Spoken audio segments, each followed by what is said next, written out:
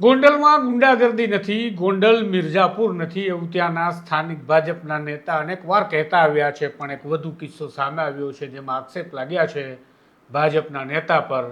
અને આક્ષેપ એ પ્રકારનો ગંભીર છે કે જેણે ભૂતકાળ યાદ કરાવી દીધો. શા માટે?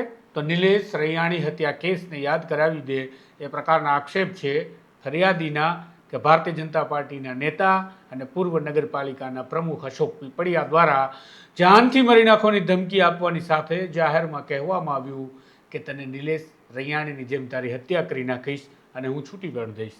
આવો વિગતે વાત કરીએ. નમસ્કાર, હું છું આપની સાથે તુષાર બસિયા. આપ જોઈ રહ્યા છો સ્વમાન. ગોંડલ રાજકારણના ચર્ચાના કેન્દ્રમાં રહે છે તો બીજી બાબતમાં પણ કેન્દ્રમાં રહ્યું છે, થોડા દિવસોથી ચર્ચામાં રહ્યું છે, અને બાબત છે ગોંડલમાં ગુંડાગર્દીની. આ રાજકીય આક્ષેપો લાગી રહ્યા છે, આ રાજકારણના પાપે થઈ રહ્યું છે. રાજનેતાઓ આક્ષેપ લગાવી બદનામી કરી રહ્યા છે તેવા અનેક નિવેદનો ભાજપના નેતાઓ દ્વારા ગોંડલથી આપવામાં આવ્યા છે અને કહેવામાં આવ્યું કે જાણે ગોંડલ તો ગોકુળિયું ગોંડલ હોય.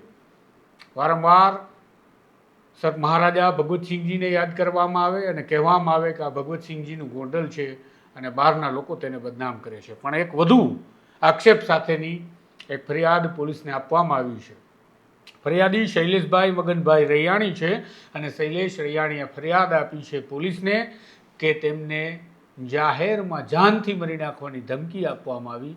અને એ કોઈ સામાન્ય ધમકી નથી. એને જોવા જઈએ તો તેમાં નિલેશ રૈયાણીના નામનો ઉપયોગ થયો છે. કોણ હતા નિલેશ રૈયાણી? અને એ હત્યાકાંડ ભૂતકાળમાં ઘટી ચૂક્યો છે તેને ગોંડલના લોકો બખૂબી જાણે છે. પણ હવે જે શૈલેષ રૈયાણીએ ફરિયાદ આપી છે તેમાં તેમને કહ્યું છે કે તેઓ 18/5/2026ના રોજ ગોંડલના પેપર મિલ, જે પારખ પેપર મિલ આવેલી છે તેની નજીકમાં ગયા હતા અને ત્યાં તેઓ ગોલા ખાઈ રહ્યા હતા.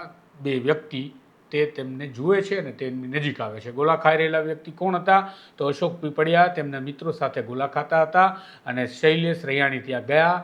એ દરમિયાન તેઓ ઊભા થઈ અને નજીક આવે છે અને તેમને ધમકી આપે છે. એવું ફરિયાદમાં લખ્યું છે કે કહી દેજે તારા રાજદીપસિંહને, અને તને કોંગ્રેસ પક્ષમાંથી તે શા માટે ઉમેદવારી કરી હતી, શા માટે ચૂંટણી લડી હતી. આવો આક્ષેપ ફરિયાદી શૈલેષ રૈયાણી કરી રહ્યા છે અને તેમને કહ્યું કે બાદમાં તેમને બેફામ ગાળો ભાંડવામાં આવી. અશોક પીપળિયાએ ધમકી આપતા સમયે ફરિયાદીના કહેવા પ્રમાણે કહ્યું કે તારું નિલેશ રૈયાણીની જેમ જ મર્ડર કરી નાખવાનું છે. અને વધારે એવું પણ કહ્યું કે જેમ નિલેશ રૈયાણી કેસમાં હું છૂટી ગયો તેમ તારામાં પણ છૂટી જઈશ, મારું કોઈ કંઈ કરી લેશે નહીં. વિચારો તમે, આ સિસ્ટમ છે. આરોપ જો સાચા છે, આક્ષેપમાં જો દમ છે, તો આ વિચારવા માટે મજબૂર કરે છે કે ગોંડલમાં હજુ પણ એ જ ગુંડાગર્દી ચાલે છે જે ભૂતકાળમાં ચાલતી હતી.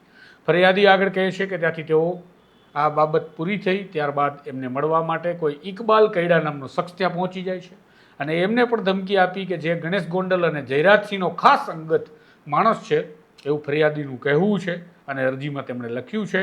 અને એ ઇકબાલે પણ શૈલેષભાઈને ગોંડલમાં ક્યાંય દેખાશે તો જાનથી મારી નાખવાની ધમકી આપી હતી.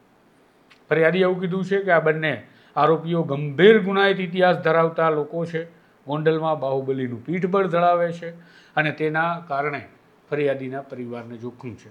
18/5ની ઘટના 27/5 કેમ? તો એ ફરિયાદ મોડી કરવાનું કારણ અરજદાર જે શૈલેષભાઈ છે તેમને કહ્યું કે તેમના સગા કાકા જયંતિભાઈ રૈયાણીની તબિયત ખૂબ નાદુરસ્ત હતી અને તેમનું અવસાન થઈ ચૂક્યું છે, માટે તેઓ પારિવારિક કામકાજ અને અશોકના કારણે ફરિયાદ કરવા માટે મોડા પહોંચ્યા છે. આ મામલે ગોંડલ સિટી એ ડિવિઝન પોલીસ સ્ટેશનમાં આ અરજી રૂપે ફરિયાદ આપવામાં આવી છે અને તેની નકલ રવાના રાજકોટના જિલ્લાના પોલીસ વડાને પણ કરવામાં આવી છે. હવે તમે વિચારો કે ગોંડલમાં આ મામલાની તપાસ થવી જોઈએ કે નહીં? આ અરજી રમાઈ રહ્યું છે. ખરેખર તો આમાં ગુનો દાખલ થશે કે કેમ, એ પણ મોટો સવાલ ગોંડલના નાગરિકોના મનમાં અને ફરિયાદીના મનમાં રમી રહ્યો છે. પરંતુ વાસ્તવિકતા આ તપાસ થવી જોઈએ જેથી કોઈ વ્યક્તિ જો ગોંડલને બદનામ કરવા માટે આવી ખોટી અરજીઓ કરે છે તો દૂધનું દૂધ અને પાણીનું પાણી થઈ જાય. અને જો બદનામ કરવા માટે નથી કરતો પરંતુ ખરેખર ગોંડલમાં ગુંડાઓ બેફામ બન્યા છે તો તેના વિરુદ્ધમાં કાર્યવાહી થઈ શકે. જોઈએ હવે પોલીસ આમાં દૂધનું દૂધ અને પાણીનું પાણી કરીને બતાવે છે કે પછી ફરીથી શંકાના વમળો અને વાદળોની વચ્ચે આખો આ મામલો દબાઈ જાય છે. આ પ્રકારના અહેવાલ અને સ્વમાનમાં તમારો અવાજ જો તમને પસંદ છે તો ચેનલને સબસ્ક્રાઈબ કરવાનું ભૂલતા નહીં અને આ ઘટના વિશે તમારું શું કહેવું છે એ કમેન્ટમાં કહેવાનું ભૂલતા નહીં. નમસ્કાર.